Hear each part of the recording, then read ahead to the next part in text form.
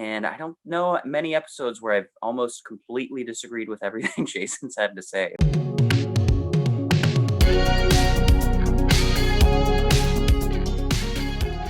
What's up, everybody? Jason, Joe, and Crams are here. Tastes Like Music, Blur Week, the final week of January. Going through all of Joe's picks. We've been covering his selections for the entire month, thanks to a poll that we ran back in October. We've done Mamas and Papas, Fleetwood Mac, Whitney Houston, and now we're up to the 90s, and that is Blur. 8 studio albums, 7 in the initial run, and then you had a long 12-year layover. Got the Magic Whip in 2015.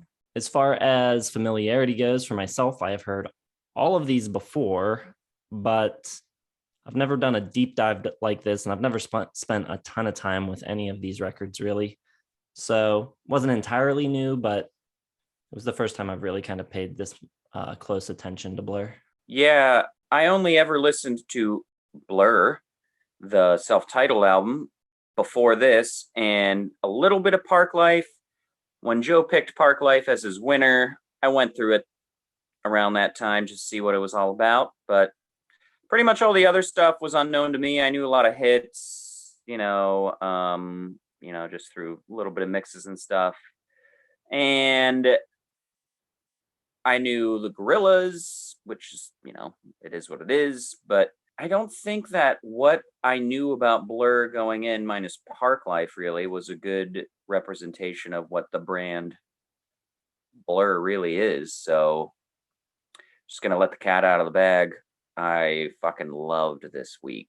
I hated Joe last week, and now he is in my best of graces. This is an all-timer for me for the channel, finding something that I really hardly knew at all and really, really dig. Could be a top 100 artist for me now after this. So, Joe, God bless your soul. You took me on a wild ride these 4 weeks, my friend. Well, that warms my cold, dead heart a lot.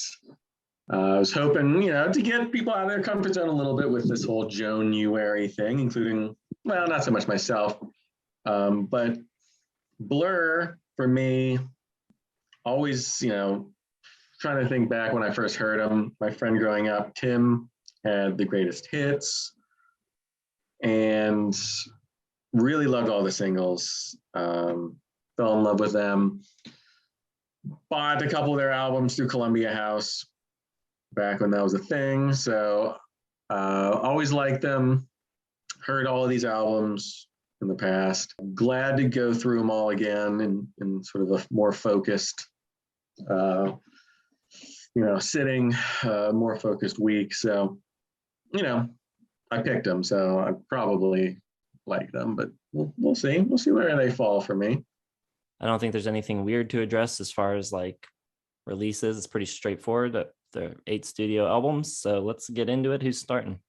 I would like to start if I could. Does anyone object? All right, let's start with some damn good news. My least favorite album by Blur is Think Tank, but I've got it at 3 stars, which means don't think there's a bad Blur album. I think they're all good. I like them all. Everyone should check out every single one of these. Now, Think Tank comes after 13, and I really dig the experimentation and that sort of evolution that happened on 13. And they kind of do it here, more fluid construction, than the early poppier stuff, more experimentation. But I think this one relies way too much on the electronica sounds. It's a little bit overdone. It's a little bit random and a bit lazy at times. They kind of really rely on a lot of loops, samples, and processing. Not a lot, but more than they ever have, no doubt. Which I think kind of kills some of the spontaneity in the playing, which was really nice on 13. But there's definitely some really cool stuff on it. And none of it is really bad or lousy. Out of Time is cool. Crazy Beat is kind of cool, but I hate the robot voice kind of thing on it. The album sure is cool in parts, but it also kind of feels a little, because of all that electronica kind of reliance, it feels a little colder than all their other albums and far less human, especially than its predecessor. And one thing I really love about Blur's entire discography is the humanity. I think it's a big part of their sound. They have such a really big array of melancholy, cynicism, humor I love all over this. They're always in such good nature and joyous. like that jovial kind of humor, which is really cool. No matter what the style of the music is, they kind of have that. But on this one, it doesn't really have it as much, and I think that kind of hurts it. On the Way to the Club is kind of cool. Brothers and Sisters is okay. Caravan, I don't care for that much.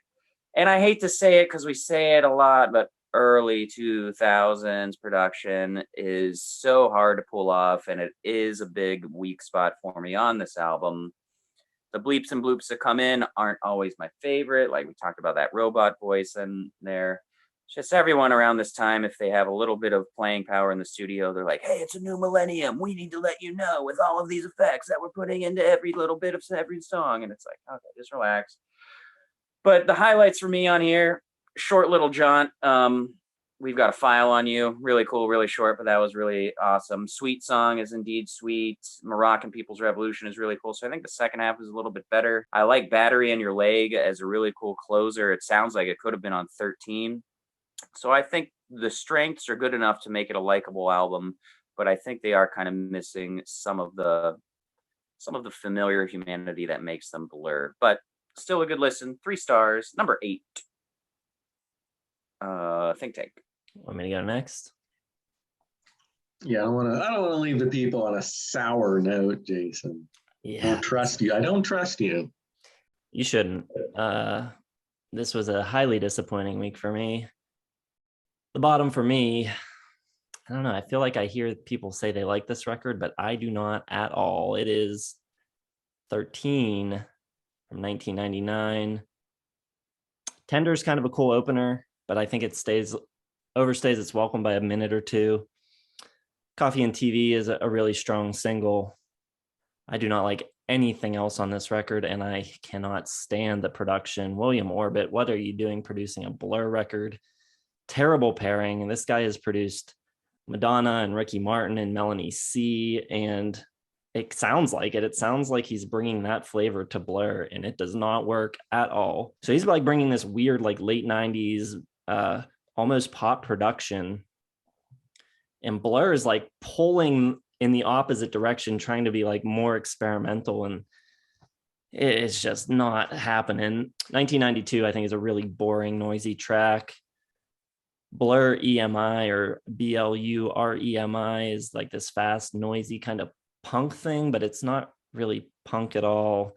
It's like song 2 made them believe that they could like fart out any 2-chord song and it would be good, but this one's not good. It's not catchy. It's not memorable. And I feel like the idea that they've even talked about the idea of like constant evolution, never doing the same thing again. And like, it feels like they've gotten to the point of pretension here. Like they're reaching for something that's beyond them maybe, or like they're reaching into darkness. They don't know what they want to change to. They just know that they want to change. So they're like floundering a little bit. They don't have any new ideas.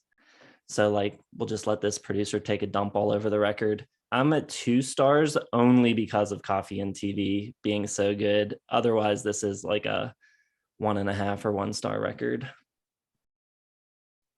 Man, it's going to be so great to watch you just get absolutely shredded by everyone for that. Ludicrous review, of course. I thought people would have problems with my ranking there, but no, I'm good. I'm safe. My bottom is going to be Think Tank. Remember when this came out, oh my God, did I hate this album. I just thought it was the worst. Coming after all, 13, I have my issues with it, but you still have the incredible singles.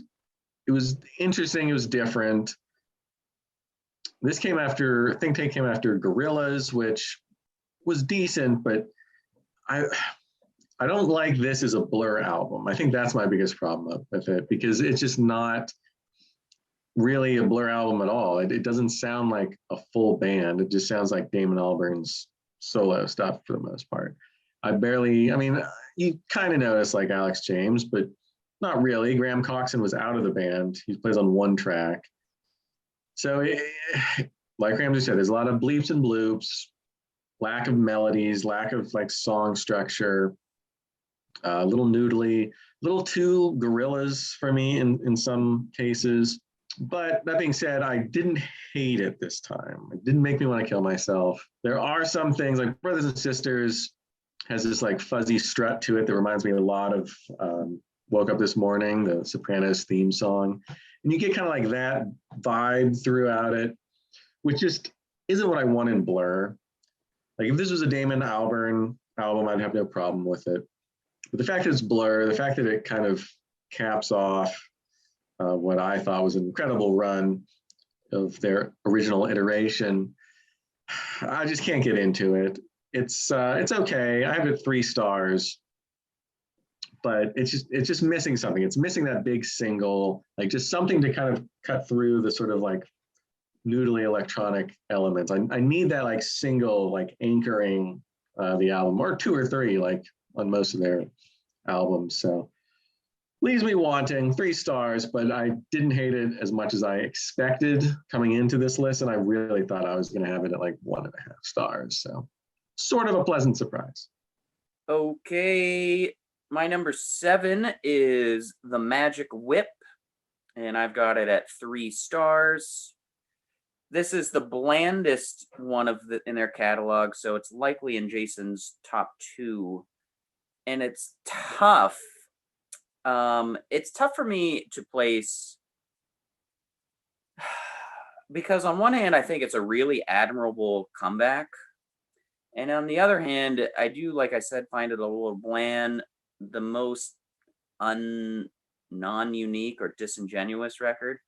But all the elements are here. Like on first glance, first listen, in your face is pretty much everything you want from Blur, but it kind of lacks a little bit of a spark. I'm not really sure what it is. It's missing something. It's hard for me to really pinpoint. Not a lot of memorable stuff. Maybe it's because it's their first album that they did. I mean, Joe kind of nailed it where they were constantly evolving, and even if it wasn't like a drastic evolution from one album to another, it was always sharpening something, getting better. So this one, I mean, you do what you can after a 12-year hiatus, but there's no chances really taken. It doesn't add much to their discography. That said, I've got it at 3 stars because all the elements are there. Sounds good. Rarely do any of their albums have flat out bad songs, so they're all enjoyable. Playing's pretty good. I did like the highlights. Thought I Was a Spaceman is great. I like the Bolt of Energy with I Broadcast. It really seems like old school Blur there. My Terracotta Heart has really cool guitar on it, and it was a song that actually kind of made me think this would be a cool band, or would have been a cool band to do a song for a Bond movie, especially when they incorporate their strings. Would have been really cool. But There Are Too Many of Us and Ghost Ship are okay. I thought Ong Ong was kind of cool. It's got a pretty interesting backstory. Apparently, they were just doing a live show and got stuck in somewhere in Asia and just were like, well, let's record all these songs together.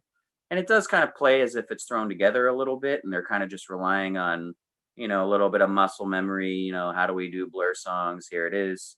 So I think that's maybe what's a little bit disenchanting for me, but it's still pretty good. 3 stars, number 7, The Magic Whip. All right, my number 7 should be less controversial. It's Think Tank from 2003. So William Orbit is back, but at least this time he is splitting production duties with some other people. You got Ben Hillier, Norman Cook, aka Fatboy Slim, and then some stuff self-produced as well. Again, as they did on 13, a lot of this record is being constructed through jams in the studio. Don't think that's probably the best way for Blur to write, it doesn't seem, because I don't think either this record or 13 have a lot of really good songs. But I think the production's far less annoying, for sure. Good Song, I think, is one of the band's better mellow acoustic songs. Sweet Song is pretty. I mean, they should have just named all of the tracks like a positive adjective in the word song, because they seem to live up to the titles. Not everything works, though. Brothers and Sisters, pretty annoying. On the Way to the Club, pretty boring, with a lot of really bad drum breaks on it. Caravan's a sleeper. Everything on it is so down tempo. So I don't know. This one, it's fine. It's just mostly just really boring. 2.5 stars. Think Tank. I'm with Krams again. The Magic Whip, comeback. That's, it's a fine, adequate album. But again, like Krams was kind of saying, there's no like divine inspiration here. I think it was just sort of like, let's do this again. We're here in the same, I think it was Hong Kong or something, Shanghai or whatever. We're here in the same city. Let's write some songs together. Totally adequate, totally fine. Go out, no world towers. Thought I was a spaceman, but I broadcast. These are all, like, they could all be sort of either B-sides or, album cuts on some of their earlier albums. However, as Tom Petty famously said, I don't hear a single. And again, that's sort of the problem with this later Blur. There's no like anchor here. It's all just pretty good, well constructed.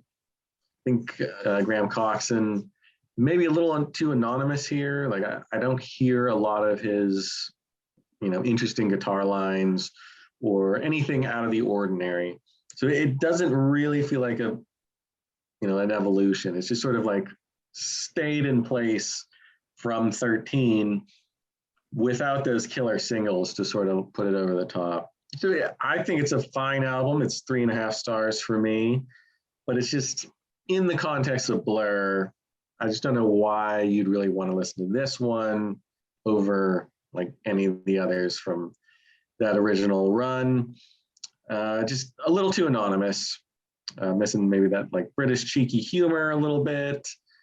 And, the instrumentation is probably just average. Like I don't notice Dave Rowntree or Alex James that much. And I used to a lot. So 3.5 stars, it's a fine album, but it doesn't really further their legacy or anything like that. Yeah, we're pretty much on the same page. Although I do think there is one really good song on that will be on the list tomorrow.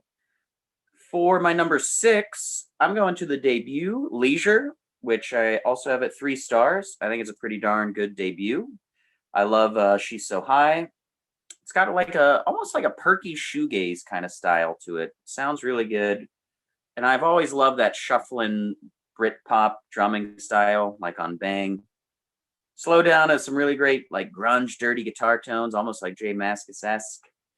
Repetition I don't care for, but that opening beat reminds me a lot of a song I love from last year, 2021, by Ice Age. So it's kind of fun to go back and catch these early kind of influences and tendencies that are like-minded compositions. Really cool. But the songs are really simple, easy, catchy playing pieces, especially on bass. There's some really great bass work. And there's kind of a hypnotism to the way that he sings that I really dig. Sing is a really cool song. Love the light bashing on the drums in the background and that wiry, cloudy guitar sound. There's No Other Way, nice little guitar line. The Roots of Everything, where I think their big run is going to be like really good here, are on Leisure. It's just not quite there. You see what they're tinkering with, and they're just going to polish it up and sharpen everything after this. And I don't know if pure songwriting in like the traditional songwriting sense or folk sense is their best attribute, but even after this, it's almost underrated because you don't think of them as songwriters. You think of them as like a full band and playing with the style and the mood. And I don't think they have any of my all-time favorite songs, but I literally don't think there was a song that was less than decent in their entire catalog. Like they're just pretty good songwriters. They just have a good feel for it. I think Birthday is really good. Love the harmony. Yeah, 3 stars. Leisure, my number 6. Good album. Also, my number 6, Leisure, or as they probably say, Leisure. One of 2 records in Damon Albarn's career that he says he considers to be bad. And bad's a little harsh. It's not bad, but it's definitely not one of his better works. They got a lot of youthful energy on this record. It sounds like a debut, but at the same time, they're not just like plowing through it with reckless abandon. I think they do sort of seem to understand how to craft songs, or at least, they're trying to craft songs. Unfortunately, I don't think the results are very memorable, and they're also held back by pretty poor production. And I'm just not a fan of the era, the style of guitar tones, because I hated the early Oasis guitar tones too, but they're not very good here. I also hated the guitar tones in the Cranberries discography, so maybe it's just Stephen Street, one or the other, or both. But I think the guitars sound pretty terrible on this record. I think they sound best on Slow Down, but on the opener, She's So High, they really don't sound good, which is a shame because I think that's definitely one of the better hooks on the record. I don't know. There's not really any songs here that I like that much. I will probably never listen to it again. 2.5 stars. Oh, man, this is depressing. My number 6. Are we number 6 already? Yes, number 6. This will cause a little consternation, I believe, but knowing what you know about me, it's gotta be here. I got 13 here. Yeah, Cramser knew it was coming. It's kind of depressing. Just look at the cover, for God's sake. The witty kind of observations that underpin Damon Albarn's songwriting kind of pushed to the side. They were really getting into like American Pavement, Big Star. Graham Coxon's on the record saying he was listening to a lot of Third when they were doing this album. And I definitely see kind of the experimentation, the more indie leaning guitar tones and textures and everything. But that being said, you also have Tender, No Distance Left to Run, and Coffee and TV, which are all just spectacular pop songs. You know, Coxon even gets a turn on the mic on Coffee and TV, provides a really sort of like, it's not quite emo, but it's like trending in that direction, very full of like pathos and just really cool kind of change up for them and for the band. He sings on one other song in their discography, but he really nails that one. And, you know, Jason talking about William Orbit taking over for Stephen Street, which I consider a big step down in talent, but I don't think the production on here is bad at all, especially for what they were going for. A lot of electronic elements, despite the fact that, you know, this is before Kid A, and yet I hear some of that kind of experimentation and weirdness going on. You have a track like Swamp Song, where Coxon's really experimenting with the sounds and the textures. Battle, like you get those bleeps and bloops kind of coming through. Mellow Song has a real robotic backbeat, like ringing guitar. You have harmonica in one ear, spacey synth in the other. Like it almost reminded me of some of what Radiohead would do. And so this is an album that I really respect.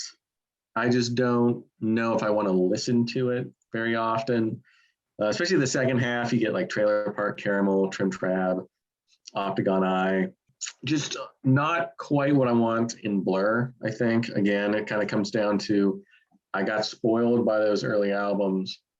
And now they are expanding their sound, so I get that.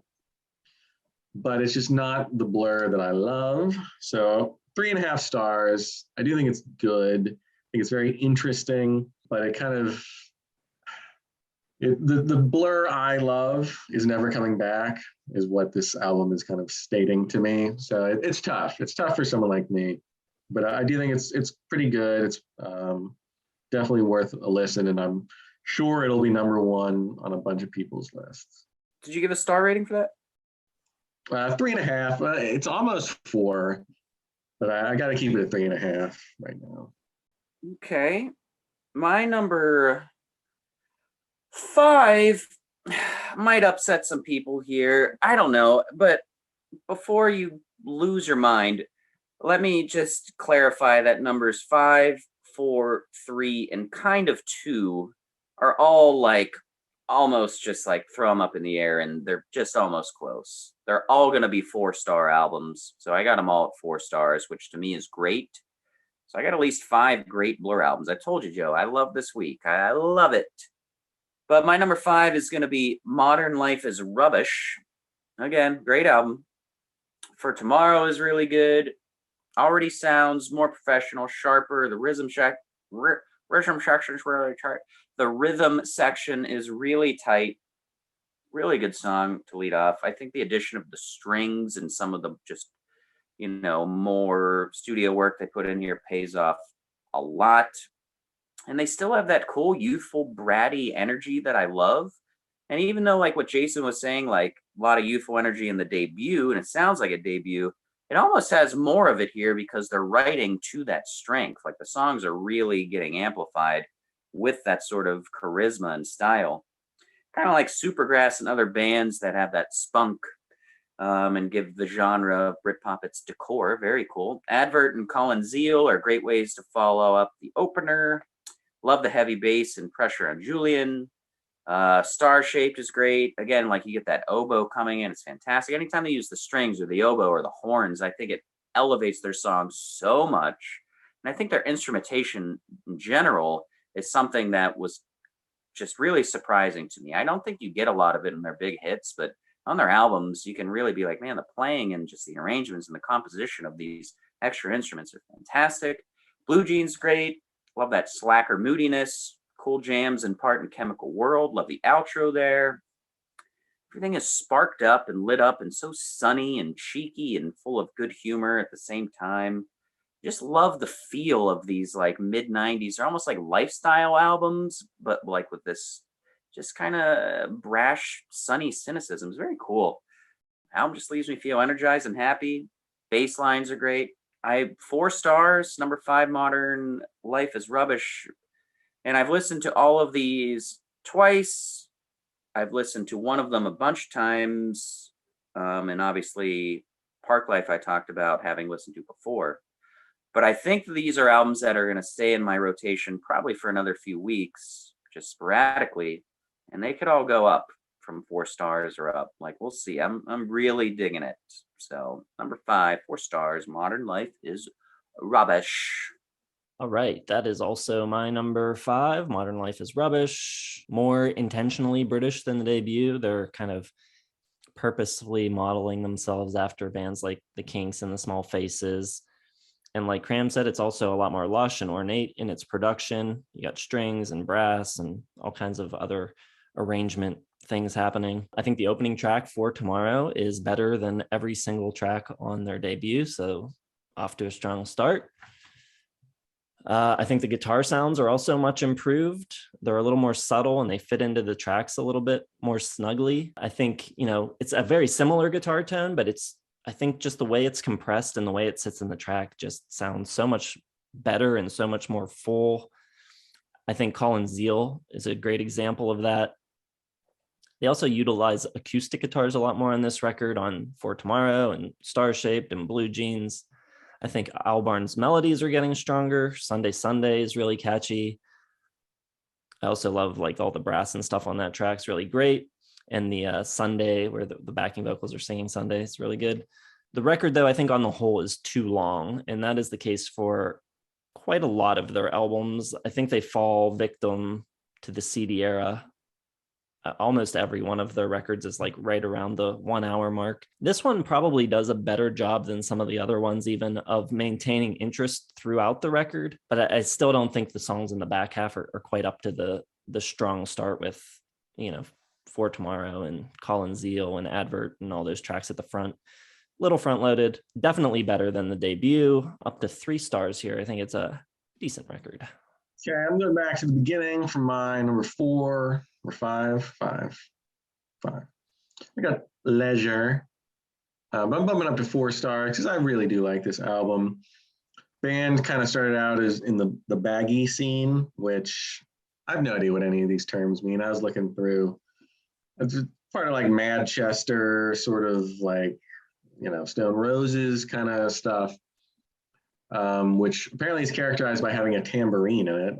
That seems like a pretty slim, like that all it took to be in the baggy scene, just a tambourine. And you hear the tambourine, it's very prominent on all these tracks. But I totally disagree with Jason. I think the guitar tone is great. I think the guitar tone on There's No Other Way, fantastic. In fact, I think maybe in some regards, this is Graham Coxon's best record. He's all over the place. Definitely reminds me of Johnny Marr in a lot of cases. His lines, very complex. They're very long, like very little like repetition. It's all of these like, single notes and double stops and these long phrases that I think really complement the songs. I think the weak link here is Albarn. His songwriting is very kind of generic and anonymous. Like everything's about like just this ideal, like a girl, but there's no details. There's no like defining characteristics. It's very sort of like 90s alt rock where you just don't have a good lyricist yet. And it's, you know, obviously he would get a lot better. He would kind of find what he was good at, which is that cheeky kind of British humor. Those character sketches, not on here at all. It's very sort of, you know, anonymous. But I think we, you know, with the guitar and the bass and the drums, prop it up enough. And you have some interesting songs. You know, I think "Bang She's So High," "There's No Other Way," all very catchy. A song like "Sing" kind of points down the road a little bit. Very cool, kind of like jam. And, you know, I like how British they sound. Like there's no like disguising it. Like some bands you don't know, like they're British. Like, you know, this band is very British.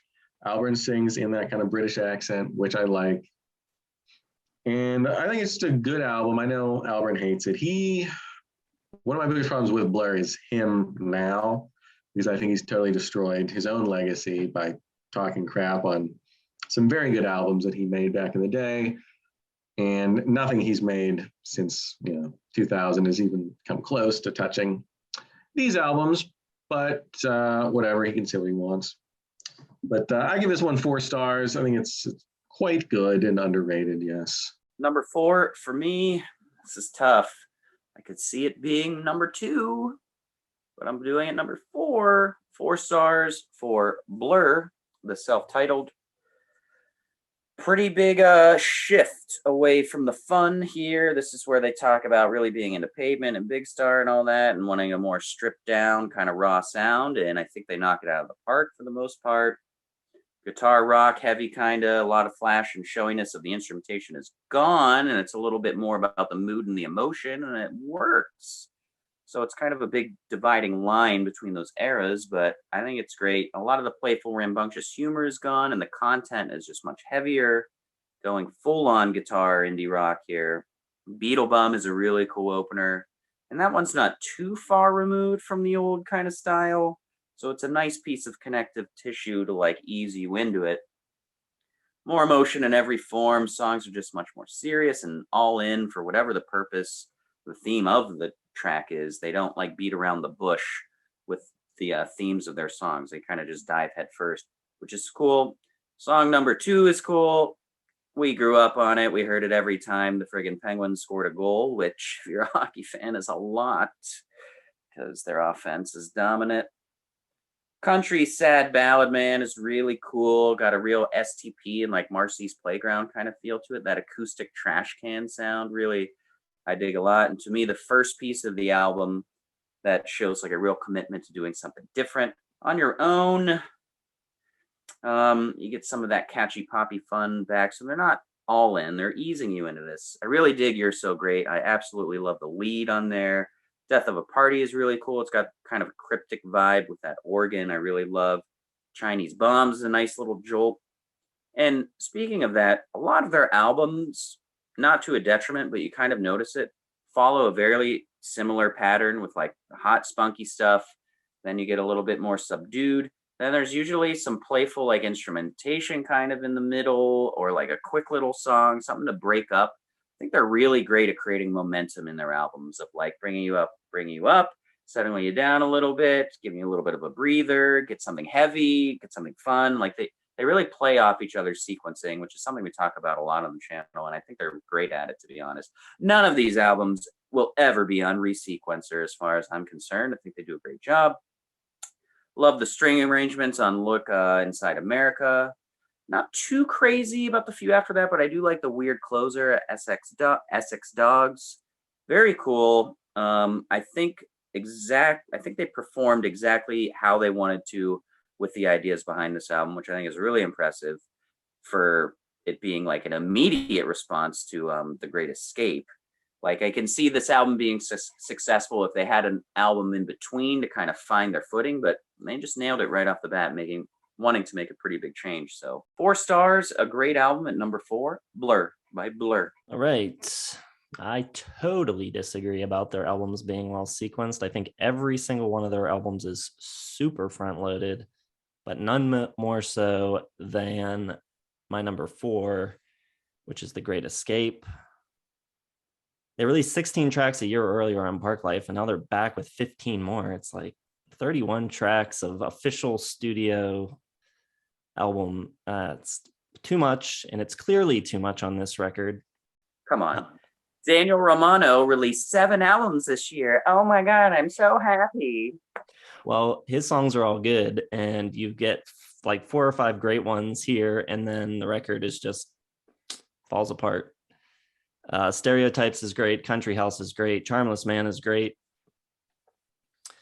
Writing more about loneliness and detachment, and he's focusing more on like the upper middle class in the suburbs rather than the working class of Parklife. Initially, when this record came out, it had amazing reviews, and then it was met with backlash, and people decided they hated it suddenly. And I'm not really sure where people think of it now, but I think the initial praise was driven by the great songs at the beginning of the record, but there's so much redundancy.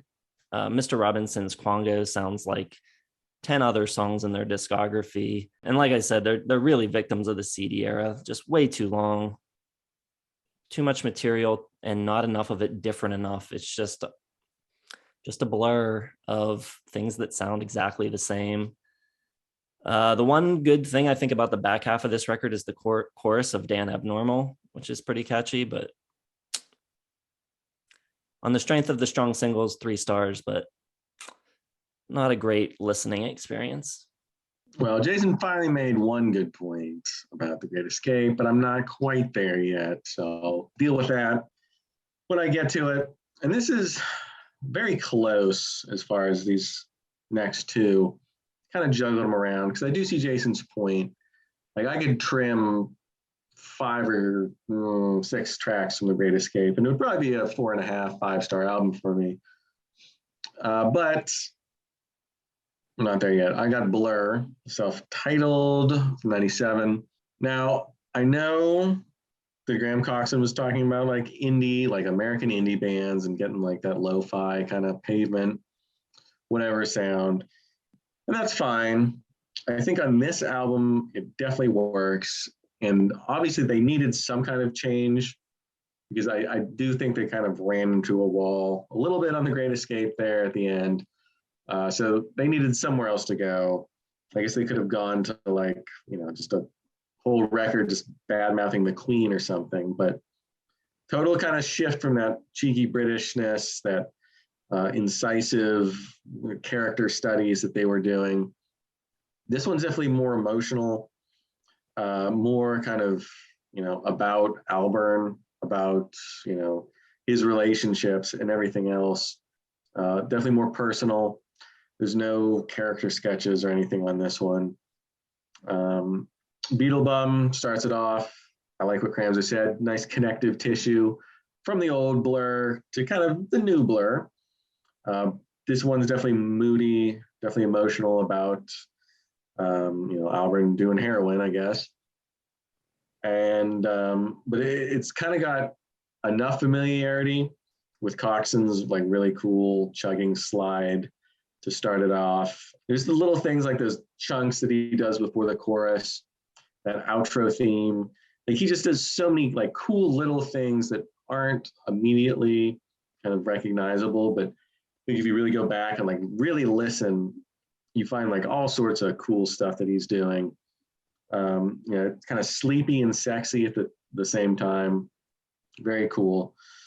Song 2 they wrote just to like mess with the record company. Like nobody was expecting it to be a big hit.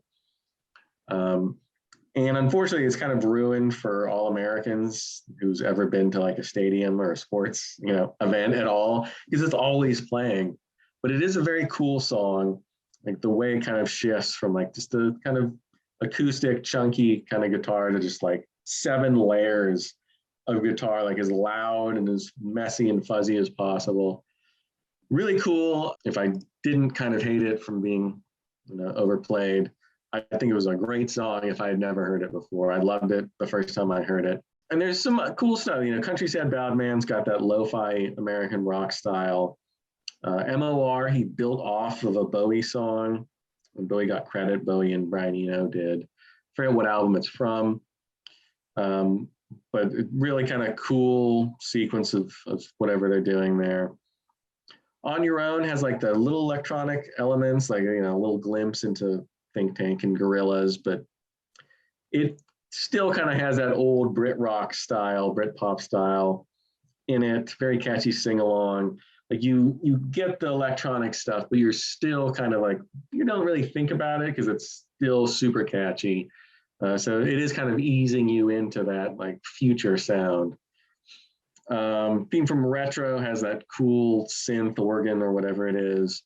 Sounds like a zombie movie kind of opener or something. You got Coxon singing You're So Great, very lo-fi. That's fine, I don't mind when those elements are thrown in because you have all these good songs like Look Inside America. You got that little, lovely slice of Kinks pop, maybe a little Mott the Hoople. Still that Britishness a little bit. So this is kind of like the perfect mix of like that lo-fi American, that Britpop stuff, and little shoegaze, Strange News from Another Star, Moving On, more Kinks kind of stuff. They did leave off a really great song called All Your Life, which has like a really Mott the Hoople, Bowie verse and a big like Brit rock chorus.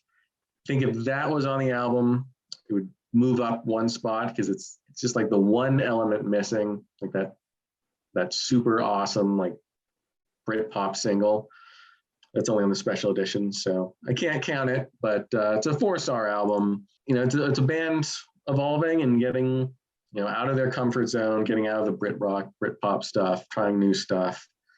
And the line from Look Inside America, Annie Hall leaves New York in the end, press rewind, and Woody gets her back again, I think is just really great. That's such a nice little line from Albert there. So lyrics on point, but it's good. I mean, it's very good.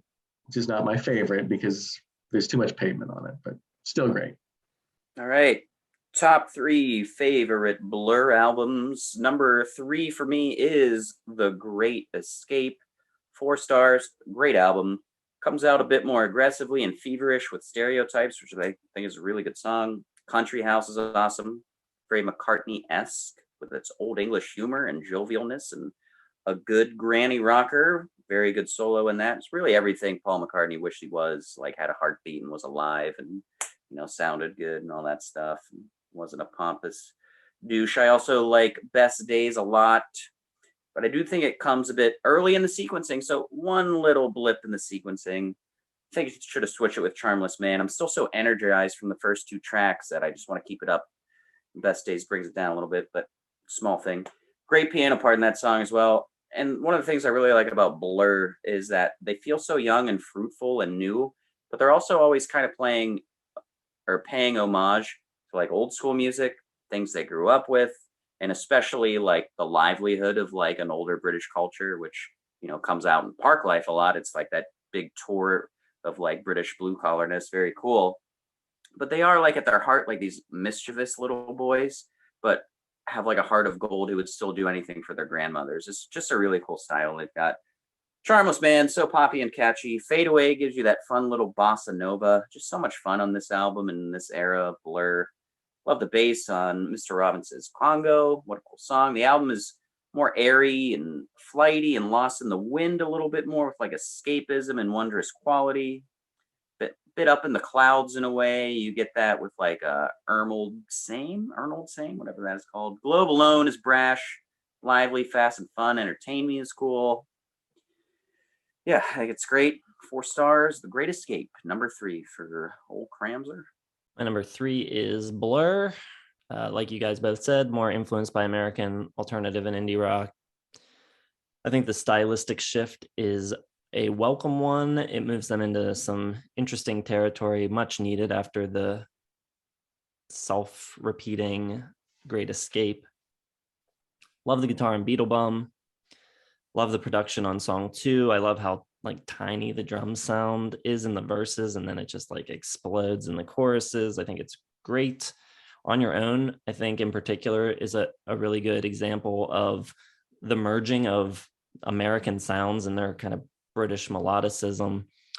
You're So Great kind of reminds me of like Beck's Mellow Gold or something, kind of that like indie folk of the early 90s. It's a tough call because I think there's still plenty of throwaway tracks here, like Chinese Bombs, Theme from Retro, I'm Just a Killer for Your Love. And I think there's fewer like truly great songs here than their previous two records. And at the same time, I think it feels in some ways more interesting and like a better listen overall, at least better than Great Escape. I think it's still too long, 57 minutes.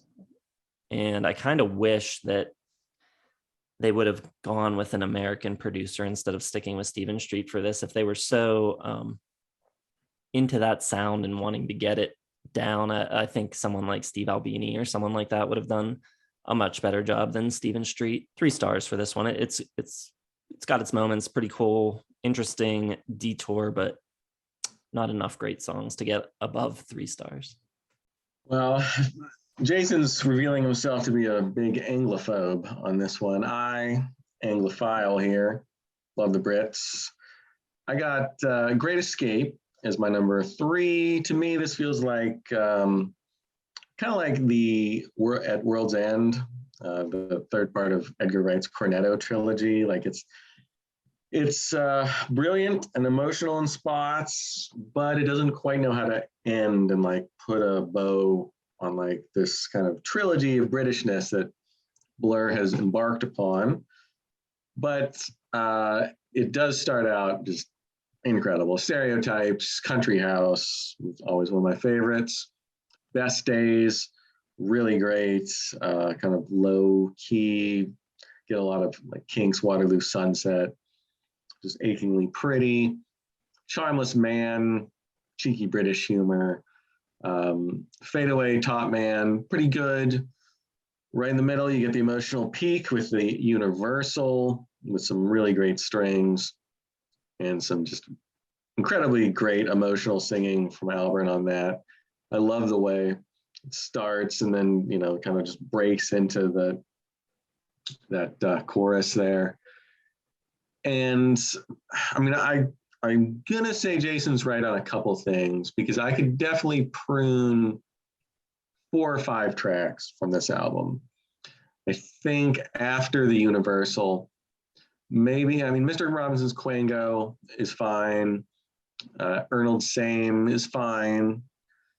Dan Abnormal, Entertain Me. These are fine tracks, but they kind of feel like B-sides. They kind of feel unnecessary. I do think Yuko and Hero is really cool, though. A nice ending to the album, something totally different. But yeah, it's probably too long. And, I still highly regarded, I think. There was sort of, this initial enthusiasm for the album, especially after it beat Oasis's, the Battle of Britpop was Country House versus Roll With It, the lead singles from both these albums. There was a big back and forth to see who's going to sell the most. Blur squeaked out a victory. And so, the press was all over them. They won. They're the next great British hope. And then the world discovered What's the Story? Morning Glory. That album blew up. Q actually published a apology for rating the album so highly initially. And it's all just, whoever's going to sell the most magazines is going to be the big thing. The British press, terrible. So it kind of fell in stature for a while, but now I think people kind of realize that it's a very good album. It's 4 stars for me. It could be, 4.5, I think, with a slight bit of trimming, because I don't often make it all the way through the album. Like even when I'm listening to it, like I'm usually like 10 or 11. I'm just like, maybe I'll skip to Yuko and Hero and just call it a day. So as an album, maybe not their triumphant peak, but I think it's very solid. 4 stars and some just immaculate, perfect songs on here. So it's definitely worth a couple hundred listens. Well, if we can purge 4 or 5 tracks off of Great Escape, we could purge 4 or 5 albums off the Three Dog Night discography. So we can't just pick and choose what we want to do. Number 2 for me, 13, 4 stars, almost had it at 4.5. I think it's a really cool album. And like Joe said, you guys know me, you knew I wasn't going to have it much higher than where I had it. You guys know me, you knew it wasn't going to be much lower. I think it's a pretty fascinating album. I like the opener a lot, Tender, including the chorus and harmonies at first were like kind of weird to me, but then like I got it. Like, and I was like, this song is awesome. Super cool. The guitar is wonderful. And I love that 60s like shake and bake psychedelic drumming. So cool. Bugman is really awesome.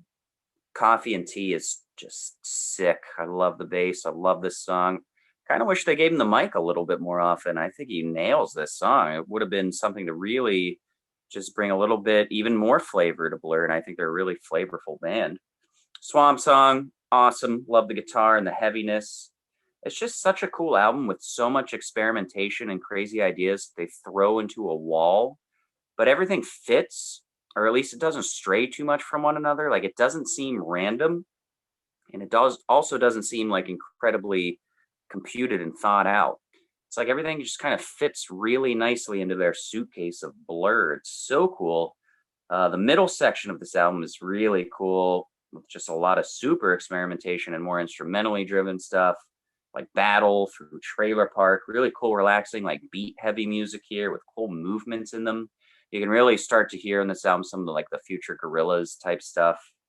I think Caramel's really super cool. No Distance Left to Run is fantastic. It's one of their more soulful tracks. I think it's beautiful. Brings some of that humanity that I was talking about to this album through the vocal performance and the pop structure. I think the humanity is here, like in the experimentation and the style, which is really cool. I just think this is an incredibly cool, sweet art rock album by a Britpop band. And I find the whole thing just really fascinating. I think eventually it will go up to 4.5 or maybe even 5 one day for me. It's just so cool and psychedelic and trippy. This is how you evolve for like a band that just has this really cool professional posture where they're on themselves, like critical of themselves, album to album, wanting to do something different and wanting it to feel natural. This is how you do it. 4 stars. 13, super cool. Number 2. All right, my number 2 is The Magic Whip. 2015, Stephen Street's back. Graham Coxon's also got a production credit as well as the full band. Kind of feels like an overview of everything they've done previously. It's got a little bit more straightforward Britpoppy stuff. There's some more modern sounding stuff, some studio experiments. There's some good hooks. There's also some moody stuff. Ice Cream Man has that really weird key synth thing going on throughout it. I don't know if it's a sample or what it is, but I think it's very cool. But unlike earlier experiments on Think Tank and 13, I think the song around it is actually really cool too. I love the way the bass takes over on the bridge section. I love the drumming on Thought I Was a Spaceman. I think that song has really cool guitar tones as well. I love the strings on Mirror Ball. There Are Too Many of Us is cool. Ong Ong's cool. I think it is arguably their most consistent record, but Cram is also right that it definitely never reaches the heights of their mid-90s output. It really needs a really strong single. None of these songs are great, I don't think. For a number 2 album, none of these tracks are getting into my top 10. There were a couple on kind of the outskirts, but from start to finish, pretty solid. And I think I'm pretty likely to reach for this again and give it another shot at some point. I love the melodic bass line of iBroadcast. I think it's a pretty fun, upbeat rock song. Ghost Ship has this really laid back feel. I really enjoy the little guitar solo thing on it. I don't know if you'd really even call that a solo, but whatever that is, pretty cool. And I think it does feel fairly informed by Albarn's time doing Gorillaz, mostly in his vocals, but also on tracks like New World Towers. I think you can hear that sort of influence and that experience coming through on this record. I think it's a pretty relaxed record, pretty confident sounding. So overall, pretty decent. 3.5 stars. 4.5. Whew, Jason, don't hurt him. My number 2, I'm going up, and I had this at 4.5 stars, but thinking about like comparing it to the debut, which I had at 4 stars, like I got to go 5 now. For Modern Life is Rubbish from 93. And this one grew on me a whole heck of a lot. I'd always kind of considered this, maybe not like in think tank level, but sort of, right around 13 and Blur, sort of good, but like not quite there yet. But this week, it has just skyrocketed for me. They did the whole album, and their AR guy was like, we need a single. They're like, all right, here's For Tomorrow.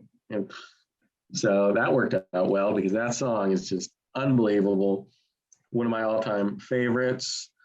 The bass line from Alex James is just remarkable. I love how Graham Coxon composes his guitar line, like that single note, and then just explodes. One of my favorite verses, I think, ever. And unlike, like, usually you get like 3 verses in a song. I think this one is 7 times they go back to that verse, which is just so perfect because that bass line, when it comes in on the verse, is amazing. The chorus, really great, but honestly, the verse in this song is just unbelievable. One of my favorites of all time. And you have immediately that Blur sound.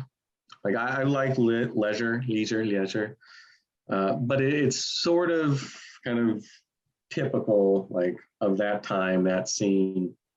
This one just feels and sounds like something completely different, new. This is what later people would be, okay, so this is Britpop. Like this is where it started. 93, so it's precursor to almost everything else that was going on in the Britpop scene before Oasis. Right around the same time as Pablo Honey, which isn't really Britpop at all. But so I think this is sort of ahead of its time. It has Damon Albarn really getting into these cool character sketches on Colin Zeal. Pressure on Julian. You have a lot of like that Kinks kind of sound. You have Advert, which is very cheeky, very British. The huge drums and bass on Colin Zeal is very cool. Pressure on Julian, you kind of get that repetitive droning guitar from Graham Coxon, massive bass line. And I think James is probably the star of this whole album. I love his bass all over this. Star-shaped, real kind of, Kinks, pretty song. Blue Jeans has Albarn and Coxon doing really great harmonized vocals. Such a pretty melody. Between Alex James' bass lines, Coxon's guitar, which I think are just a whole other level than the debut, and probably the best I think he sounds on any album. I think it really kind of revolves around them. Albarn's really kind of picking up his end of the bargain with a whole new kind of lyrical style, really leaning into the Britishness of it all, which was a great move by him. You have something like Chemical World, which is great. It has that really cool outro that gets faster and faster and faster. And I think the underrated aspect is Coxon and Albarn's vocals together, apart, like the call and response and the harmonies and stuff. Just really great. And I don't think there's any bad tracks on this whole album. I don't think it, there's no ebb and flow. It's all like up here for me, every single track from, For Tomorrow right on to Resigned. Miss America's great. Villa Rosie's great. Oily Water is really awesome. Big, expansive guitar playing. Really like crackling bass line. Really gives Coxon room to experiment because James is so good at kind of driving a track by himself. And I think it's just a great synthesis of all these different styles, the Kinks and the Buzzcocks and, Stone Roses and everybody else, the Smiths, just all into this kind of new stew. Totally unique and interesting and really great. So I got to go 5 stars. I think it's just a remarkable, excellent album from Blur, 93's Modern Life is Rubbish. I think that was one of your better reviews on the channel, to be honest. Not a 5-star album for me, but a 5-star review. He killed it. Well, put a lot of effort into this week. I really wanted to go out on January on top. So as you should, because you're never getting another fucking whole month again. Plus, we're doing the darkness soon. Like, it's just Joe, like Joe. Well, you guys know what this means. Yay! Trifecta! We did it! When was the last one? Velvet Underground? 2 weeks ago. Yeah, that's right. We thought Joe would be the stubborn Tusk lover to ruin the rumors trifecta. So yeah, this is 2 weeks apart for trifecta. So obviously we're talking about Parklife here being all of our favorite Blur albums.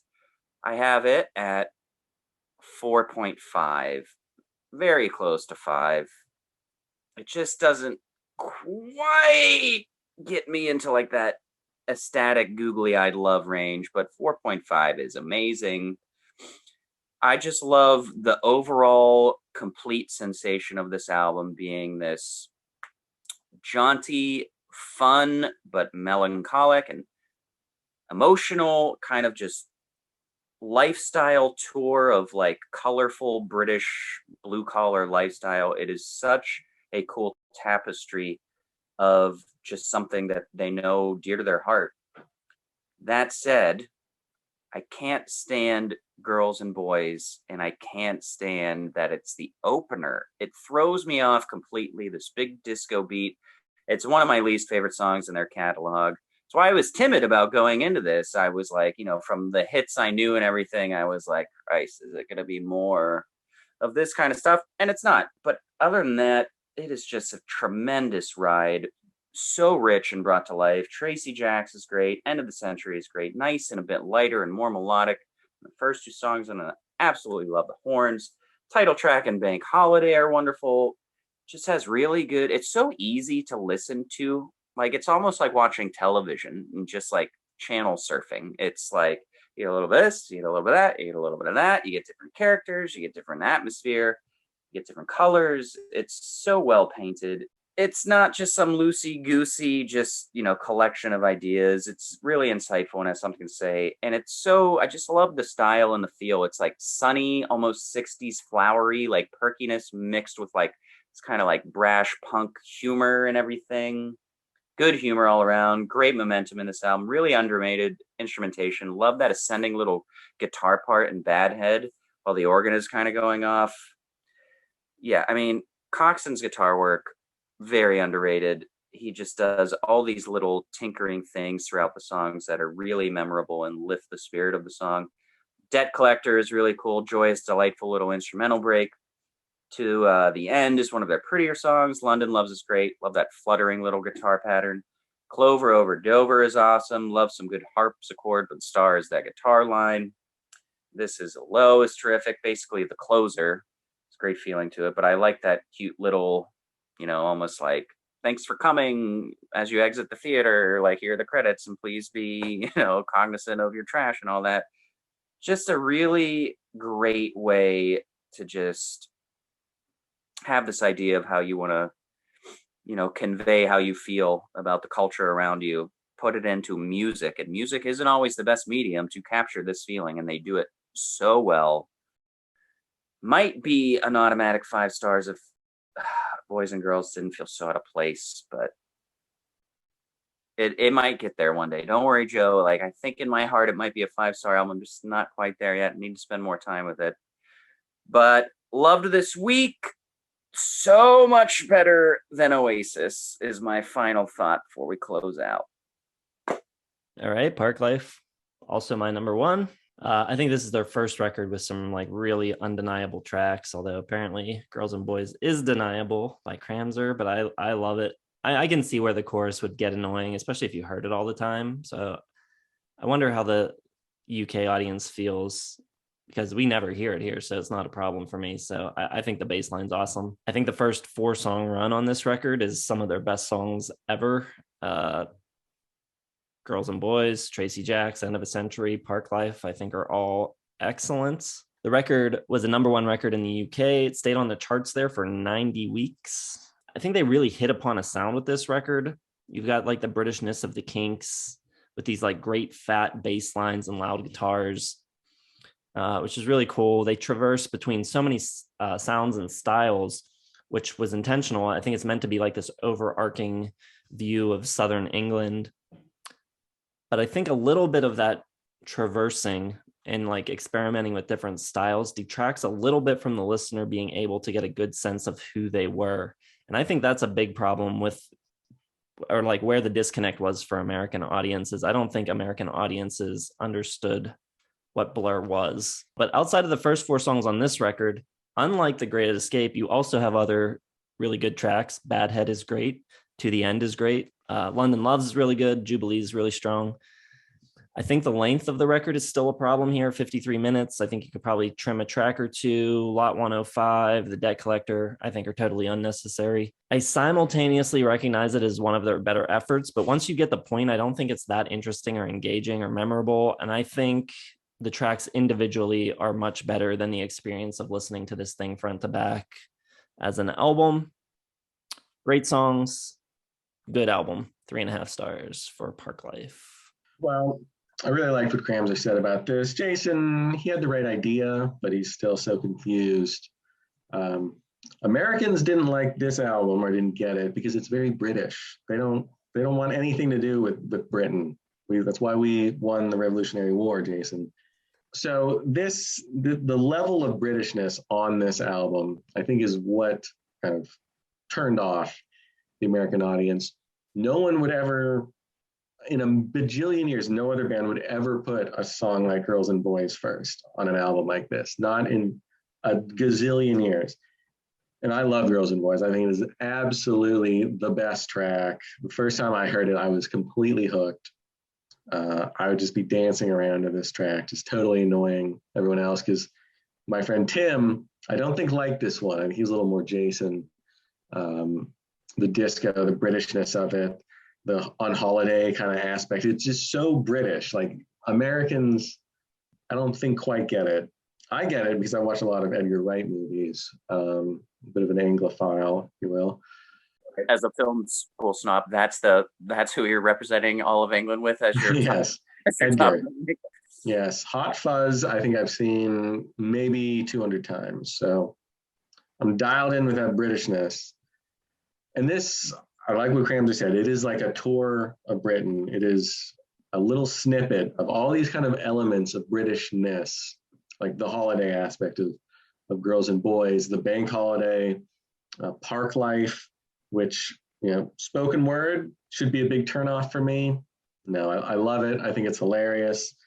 It kind of reminds me of RV by Faith No More, but in like a lighthearted, kind of good-natured way a little bit. But it's just this like look at like a normal kind of working class British guy. And the line, you should cut down on your pork life, mate, get some exercise. Just great. And the chorus is great. Like even with the spoken word, the catchy chorus just kind of wins it over for me. Bad Head is so pretty to the end with the French and the English kind of call and response back and forth is perfect. I think the sequencing of this is perfect because you have kind of those emotional touch points throughout the album. Track 15 is This Is a Low, which is probably a high point for me in their whole discography. Just so unbelievably pretty. Albarn sings the hell out of it. The way Graham Coxon composes with the acoustic at first, and then kind of just explodes again, this emotional, perfect chorus. And I just think it's a perfect look at Britishness. It's a perfect sort of slice of that, working class kind of thing. It only could be written by a Brit. And I think it really just kind of shows how good Albarn was at those little character sketches, because you just get that all over this album. And it works together perfectly because it provides like an overarching view of everything. But it never, the bass playing is amazing again. The guitar is amazing. The drums are great all over. The singing is fantastic. it just has everything. It has the hooks, the singles, and the album cuts. So it's 5 stars for me. It won in '94, so it had to be. Big surprise there, I think. It'll be their album of the year series, but always just love this one, and kind of just scratches that British itch I have, I guess. I don't know. Maybe you have to have that sort of, attraction to Britain and the Queen and, British life or whatever. But it just works for me. I love it. One of my all-time faves. Very nice. Yeah, when it won for you in '94, I was almost like, I was pretty upset, but now I still don't see it beating Grace by Jeff Buckley by a long shot. But, I'm closer with you now. I'm not so much in dismay here. And man, for this week, I really enjoyed it. And I don't know many episodes where I've almost completely disagreed with everything Jason's had to say. This is just, especially like even points he makes that are true, I just feel completely different about. Like 50 minutes is a long runtime for some of these albums, but they never feel long to me because the songs are so like short and compact and sweet, and the albums to me are so perfectly, the momentum is great. So they never once was I like, how many more songs do we have here? Like never once did I think that.